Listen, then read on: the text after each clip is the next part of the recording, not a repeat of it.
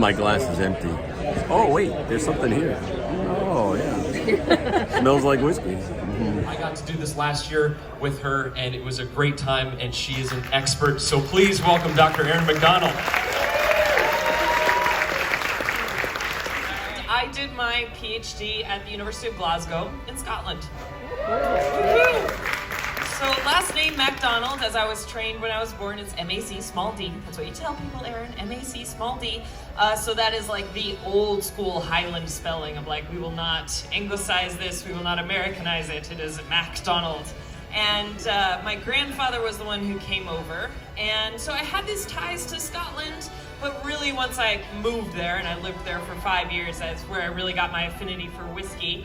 And my affinity for Star Trek. So we're calling this the Toast to Montgomery Scott. Science and whiskey. All right, so what we have is a little at the mercy of what's on this boat. As you notice, we can't run out and get other stuff, but what we're gonna be doing today is kind of an interesting journey through the Speyside region of whiskeys. And yeah, it's usually the one most people think of. These distilleries, you're gonna recognize a lot of the names of them, and they're all made slightly differently, and they're all from different distilleries, and we're gonna kind of go on a little bit of an interesting growth pattern through these. But the first one we're starting with is Monkey Shoulder, and it's a blend. Woohoo! Party on. So, the way to taste whiskey, who here has never tried whiskey before? Okay. Oh, a couple people. Nice. Welcome to the party. The thing I'm gonna warn you, you're gonna take a sip, and it's gonna burn. Don't feel embarrassed, it's burning for everyone. The first sip always goes down a little harsh, and then it's fine. I can recommend, if sanitarily you're comfortable with it, because we weren't able to get like cocktail straws for this, but one of the Scottish things we do is you take a little bit of water just with your finger and just drop a little bit of water into the whiskey. Literally a couple drops. What that does is that it releases a lot of the oils, a lot of the aromatics. Now, some of you are doing it, great. Some people, you can do it now, or we can taste one and then try it, or you can not do it with one and then do it on the next one, just so you can kind of play with that to see what the differences are. In Scotland, it's kind of a joke, but kind of not, that you're not really supposed to ask for ice with whiskey. If it's got an E in the title, whiskey, you're fine. You can put ice in it because it's not Scotch. If it's whiskey, just KY, don't ask for ice. Sorry. It's just, you'll get judged. You'll drink, but they will call you out on it. So yeah, typically you can, do the wine tasting thing, look like a snob. It's fantastic. You can kind of smell it. This one's super smooth. This is really accessible. Again, this is a Monkey Shoulder blend. So this is not one distillery. This is a company that gets whiskeys from different distilleries across the Speyside region in Scotland. So you can kind of take a quick taste. Here's The Monkey Shoulder, again, doesn't come from one distillery. It's a mix of a bunch of distilleries in the Speyside region, meant to be pleasant, easy to drink. If we want to start pouring the second one, you can enjoy this. Our second one is a Glenlivet whiskey. So who here is a fan of Glenlivet, has had it before? Excellent. So this is the Glenlivet Founders whiskey. That's the type, so you can buy a bottle. It's Glenlivet Founders. It's compared to a 12-year. So in Scotland, I think the rule is it has to age in a cask for 8 years to be considered whiskey, and then that's why you get 10s, 12s. Mostly 10 is about the youngest you're gonna get. This one doesn't have the hard rule of 12 years, but it's about 12 years. And so that's the one it gets compared to the most, but it's all from one distillery. So now we've gone from combining Speyside distilleries to combining a bunch of different types of barrels and different types into one flavor that's about 12 years old, but not strictly. So, Sláinte. Okay, no, you didn't. This is Glenlivet. I heard that wrong. Quite good, actually. I mean, interesting. There's no wrong answer, but...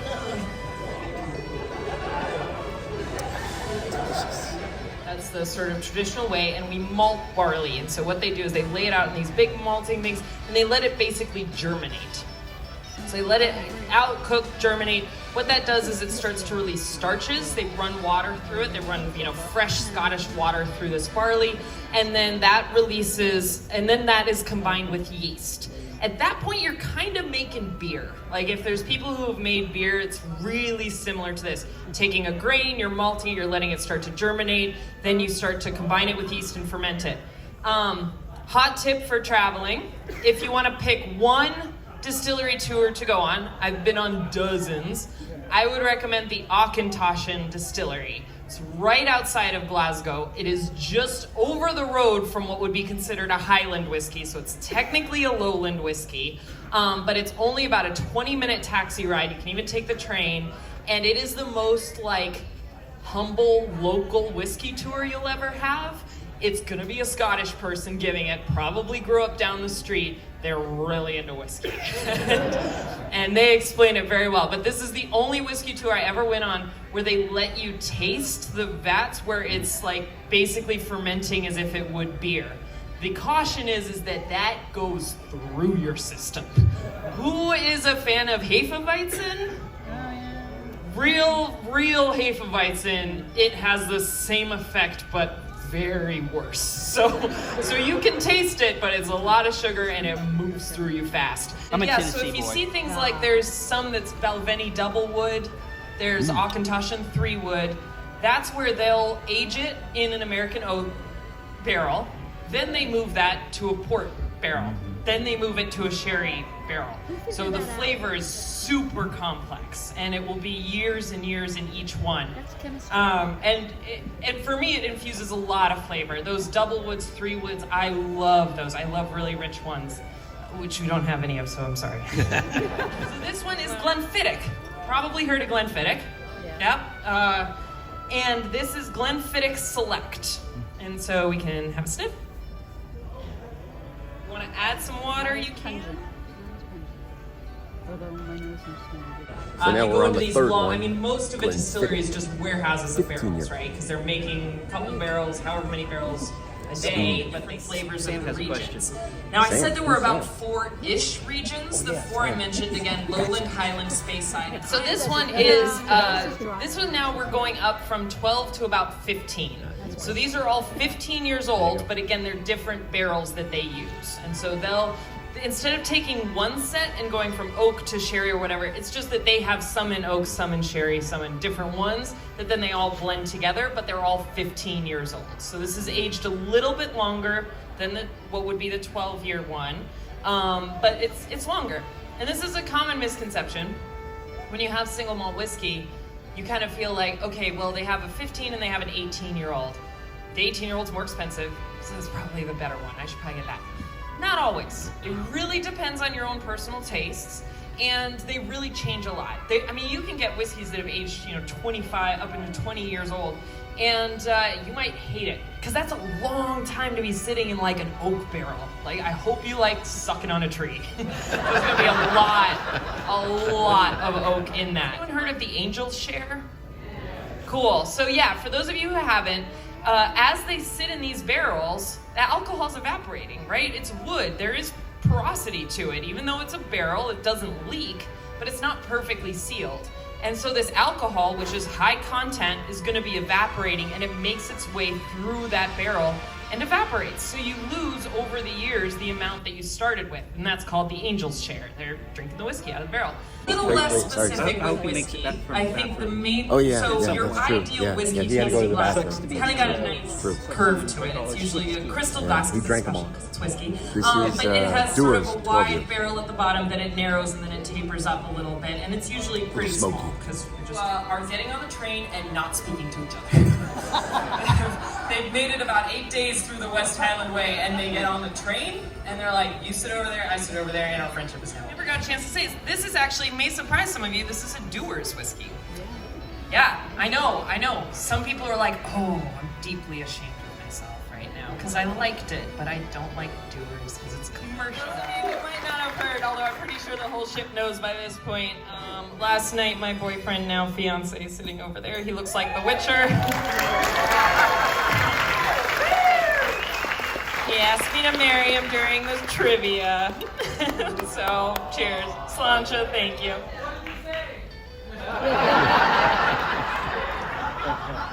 No, thank you so much. It's genuinely, I'm genuinely grateful to get to share this with you because I genuinely love and cherish every single one of you. I love the Star Trek cruise. I mean, we all get this, right? Whether this is your first cruise or you've been on it since the beginning or come a couple times, it's a family. And the family we have is that you can sit down at every table and be like, all right, which captain?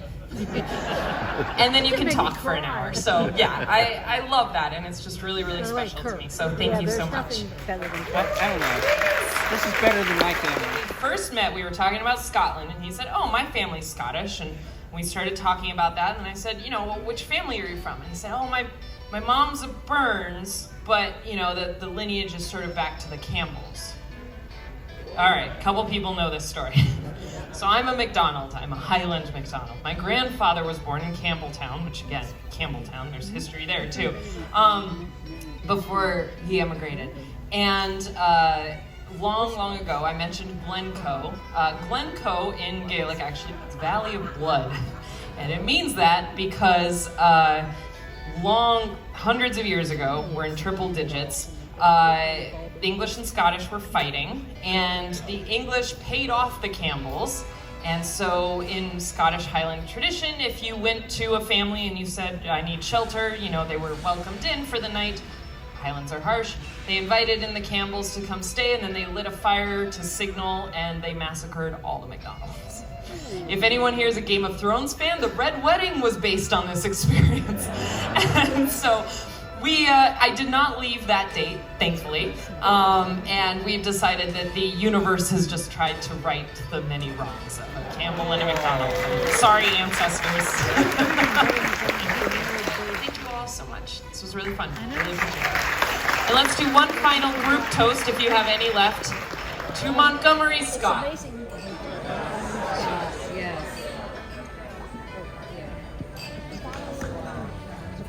We're at the whiskey tasting, and we all want to give a cheers to Montgomery Scott and Brad. And Sam and Bob, they did their best, but couldn't quite make it all the way through. But cheers. We drank the rest of their whiskey, so we drank their whiskey. It's all good. Cheers. Nothing wasted. Cheers.